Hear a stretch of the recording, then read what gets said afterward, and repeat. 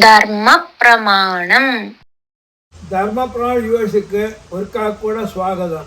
வாத்தியார் இப்போ நாம் சிவன் கோவிலுக்கு போகிறோம். அது கழிஞ்ச பக்கத்துலேயே ஒரு பெருமாள் கோவில் இருக்குது. சிலவா சொல்கிறா இங்கே போனதுக்கப்புறம் பெருமாள் கோவிலுக்கு போகக்கூடாது, பெருமாள் கோவிலில் தரிசனம் பண்ணதுக்கப்புறம் சிவன் கோவிலுக்கு போகக்கூடாதுங்கிறா.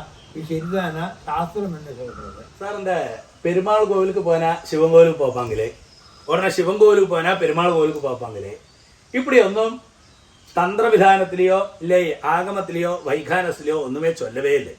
ഇതെല്ലാം പാട്ടി പ്രമാണം ചൊല്ലുക, ചുമ്മാ അടിച്ചു വിടുறது എന്നത്തെയാത്. നീ ശിവൻകോവിൽ പോനാ ശിവനും പെരുമാളും തമ്മിൽ യുദ്ധമാകും. അപ്പൊ അതിനാല് നീ ഇവരെ പാത്താ അവർക്ക് പിടിക്കാതെ, അവരെ പാത്താ ഇതൊന്നും വെള്ളം ദേവാളാക്കും. ഇപ്പൊ ഇവ വിചാരിച്ചിട്ടൊക്കെ നീ അവാത്ത് പോനാ എങ്കാത്തക്ക് ഉറപ്പാക്കിലേറ്റാ അടി രണ്ടുപേരും തമ്മിൽ ഫൈറ്റ് ആകുമേ. അപ്പൊ അതുമാതിരി വിചാരിച്ചിട്ടുണ്ടാ. അപ്പൊ അപ്പടിയൊന്നും ദേവാളക്കടയിലെ ഇല്ലവേ ഇല്ലേ. അപ്പോ தேவாளுக்கடையில என்ன சொல்றாங்க, நீ பெருமாளை பிரார்த்தனை பண்ணாலும் சிவனை போய் பிரார்த்தனை பண்ணிக்கலாம், சிவனை பிரார்த்தனை பண்ணாலும் பெருமாளை போய் பிரார்த்தனை பண்ணிக்கலாம்னு சாஸ்திரத்தில் சொல்றது. அல்லாக்கி இந்த கோவில் போனா அந்த கோவில் போப்பாங்களே, அந்த கோவில் போனா அந்த கோவில், அப்படி ஒரு விதி கிடையவே கிடையாது. இதெல்லாம் சும்மா ஓരോരുത്തർ തട്ടി വിടുறதாക്കും.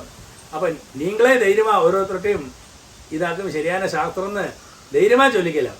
அதுதான் அது இந்த காலத்திലുള്ള விதியும் சாஸ்திரம்.